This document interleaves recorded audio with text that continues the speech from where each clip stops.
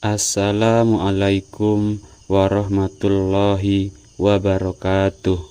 Allahumma sholli wa sallim ala sayyidina Muhammad wa ala ali sayyidina Muhammad. Sahabat berkah sing dimanapun berada, semoga yang sedang menonton video ini dalam keadaan sehat, rizkinya berkah, hatinya lapang, jiwanya senang, hidupnya tenang, hutangnya lunas, rizkinya melimpah ruah, tidak ada habis-habisnya. Saudara-saudaraku yang dirahmati Allah, apabila video ini sekarang hadir di beranda Anda, apabila saat ini Anda menonton video ini, maka itu salah satu pertanda bahwa Allah Subhanahu wa Ta'ala hendak menghadirkan solusi atas segala macam permasalahan hidup yang saat ini sedang Anda hadapi. Marilah kita berhenti sejenak dari segala macam aktivitas dan hiruk-pikuk keseharian kita. Sejenak kita sirami hati kita dengan zikir, sholawat, dan juga dengan kisah-kisah teladan. Ingat, beberapa menit bersama Allah itu jauh lebih penting daripada berjam-jam berselancar tanpa arah di dalam hiruk-pikuk dunia. Semoga Allah Subhanahu wa Ta'ala mengabulkan semua hajat kita, mengabulkan semua doa-doa kita, memperbaiki keadaan hidup kita, dan menutup hidup kita dengan husnul khotimah. Amin amin ya rabbal alamin. Saudara-saudaraku yang dirahmati Allah, pada kesempatan kali ini kita akan belajar tentang keutamaan sholawat. Sholawat itu adalah amalan yang ringan di lisan kita, akan tetapi berat di timbangan ketika kita nanti berada di padang mahsyar. Sholawat adalah bentuk cinta kita kepada Rasulullah Shallallahu Alaihi Wasallam. Semakin kita mencintai Rasulullah, maka hidup kita diarahkan kepada akhlak dan tuntunan Rasulullah. Kita tidak hanya membaca lafaz, tapi meneguhkan janji untuk mengikuti sunnah Rasulullah, baik itu dalam ibadah, muamalah, ataupun adab sehari-hari. Keutamaan sholawat ini sangat masyhur. Allah sendiri memuliakan Rasulullah di dalam Al-Quran. Innallaha wa malaikatahu yusholluna 'alan nabi ya ayyuhalladzina amanu shollu 'alaihi wa sallimu taslima. Sesungguhnya Allah dan para malaikat bersolawat untuk Nabi. Wahai orang-orang yang beriman, bersolawatlah kamu untuknya, dan ucapkanlah salam dengan sebenar-benarnya salam. Bayangkan jika Allah Subhanahu wa Ta'ala, Tuhan semesta alam, bersolawat untuk Rasulullah. Apalah kita yang hanya sebutir pasir di tepi pantai ini tidak mau bersolawat kepada Rasulullah. Na'udzubillah min dzalik. Di dalam sebuah hadis, Rasulullah Shallallahu Alaihi Wasallam bersabda, barang siapa yang bersolawat kepadaku 1 kali, maka Allah akan bersolawat kepadanya 10 kali. Bayangkan, 1 kali solawat dibalas 10 rahmat. Rahmat yang menenangkan hati, rahmat yang memudahkan urusan, rahmat yang akan membuka pintu-pintu kebaikan yang tidak pernah kita duga-duga. Di dalam riwayat yang lain diterangkan bahwa memperbanyak membaca solawat menjadi sebab dicatatnya kita sebagai hamba yang terbebas dari kemunafikan dan juga dari api neraka. Bahkan kelak di akhirat dikumpulkan bersama orang-orang mulia dari kalangan para anbiya, para nabi, para wali Allah, para kekasih Allah. Subhanallah, ini bukan omong kosong. Para ulama kita menegaskan bahwa sholawat menghidupkan cinta. Sholawat menumbuhkan ittiba, mengikuti Rasulullah, dan ittiba melahirkan keselamatan. Masya Allah, betapa besarnya fadilah sholawat. Sederhana tapi berbuah sangat besar. Allahumma sholli ala Muhammad wa ala ali Muhammad.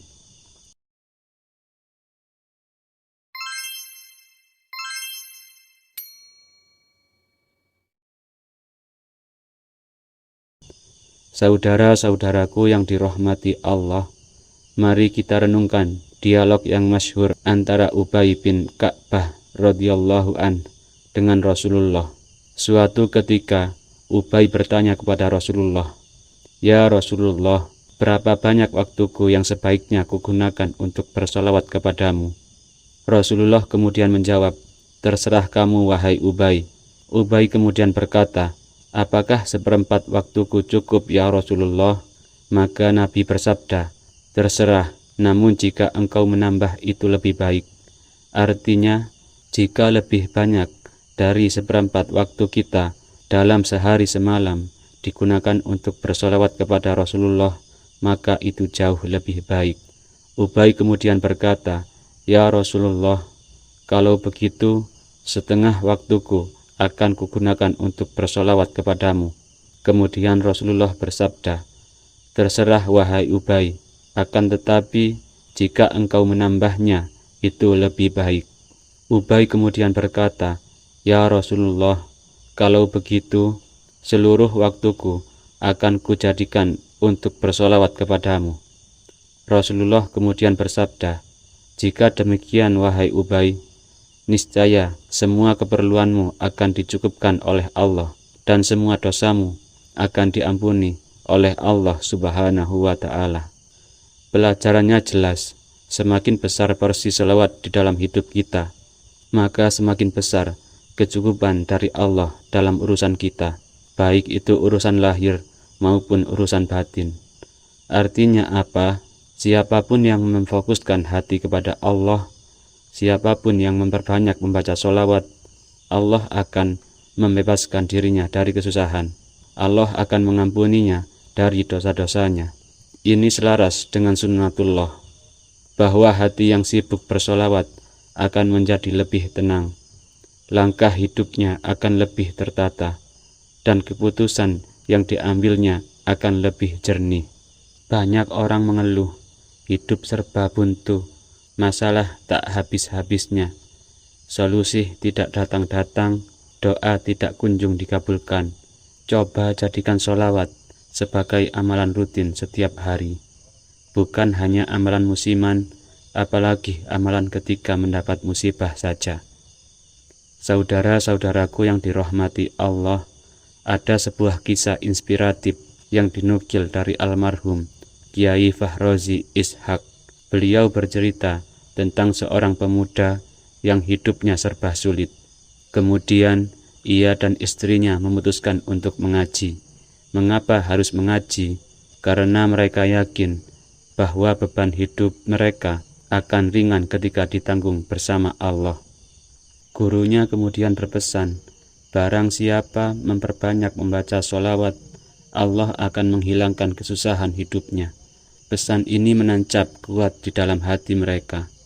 Kemudian mereka memulai dari yang mereka bisa, bukan dari yang paling sempurna. Inilah kunci dari istiqomah, pelan tetapi terus-menerus. Baca saja setiap hari, As-salatu wassalamu alaika ya Rasulullah, atau Allahumma sholli ala Sayyidina Muhammad wa ala ali Sayyidina Muhammad.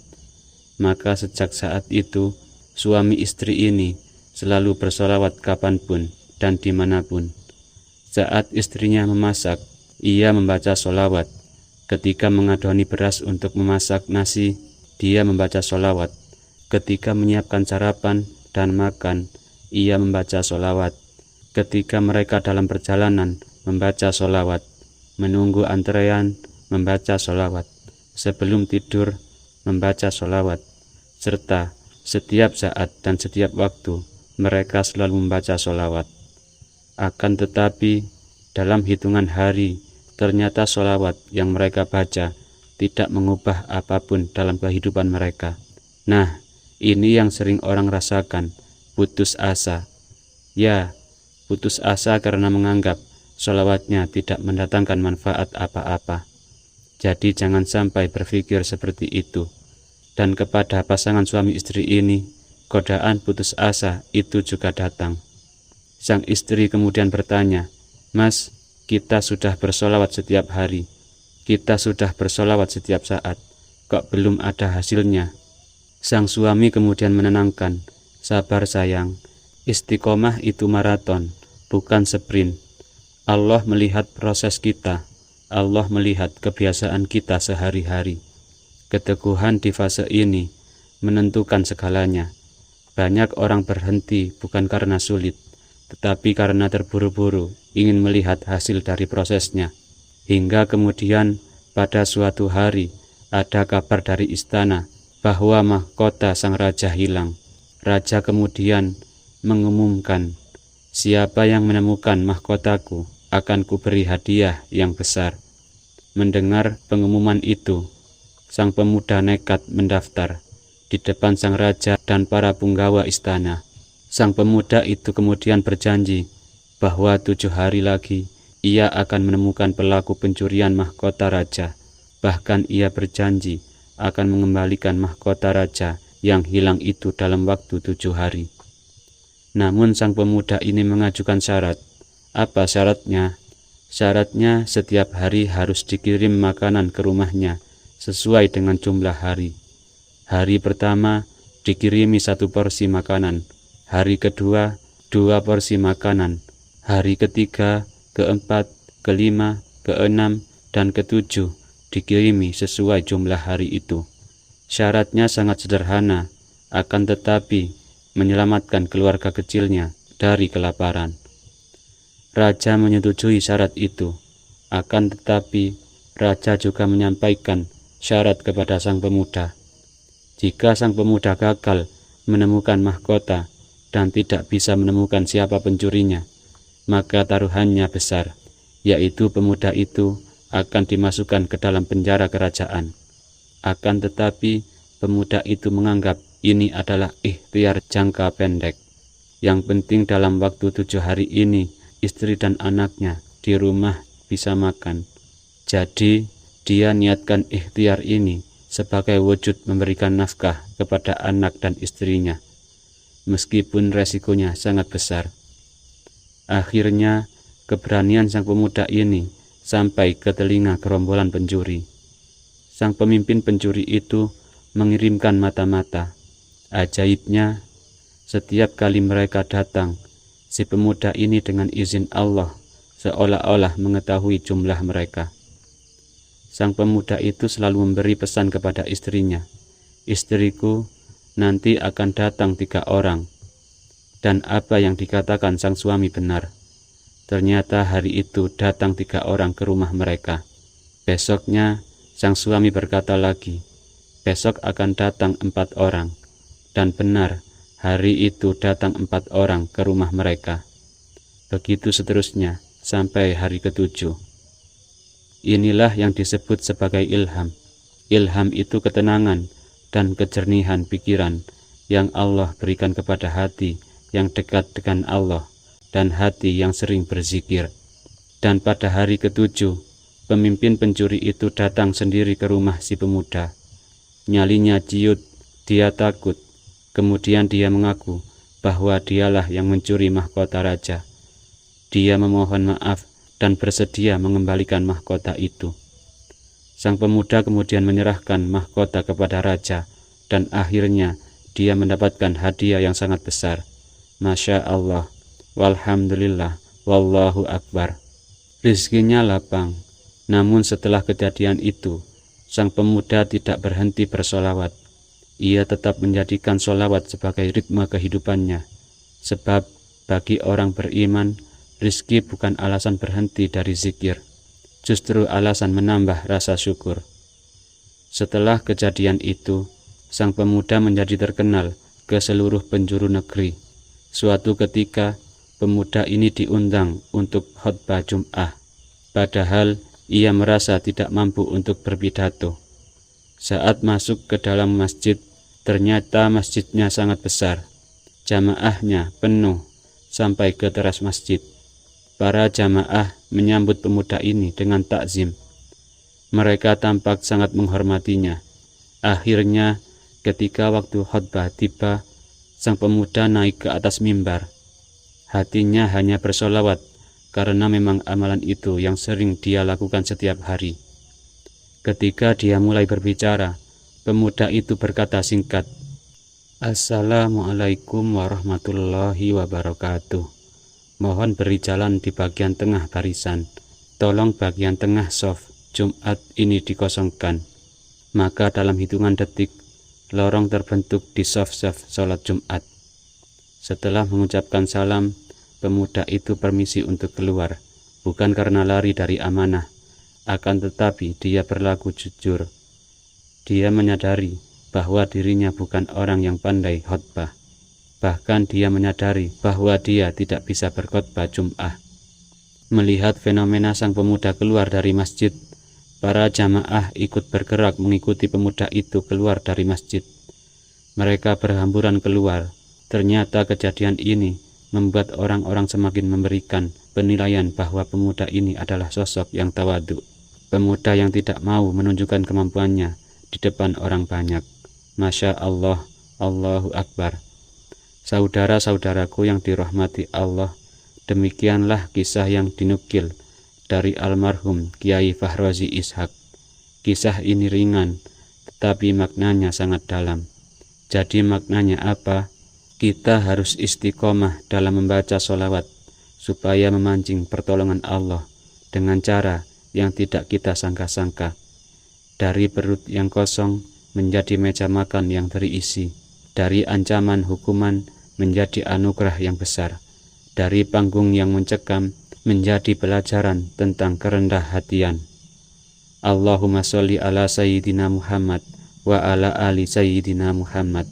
Mari kita hadiahkan Al-Fatihah untuk orang tua kita, untuk guru-guru kita, untuk ustadz-ustadz kita, untuk kiai-kiai kita, untuk leluhur-leluhur kita, untuk keluarga kita, dan untuk diri kita sendiri.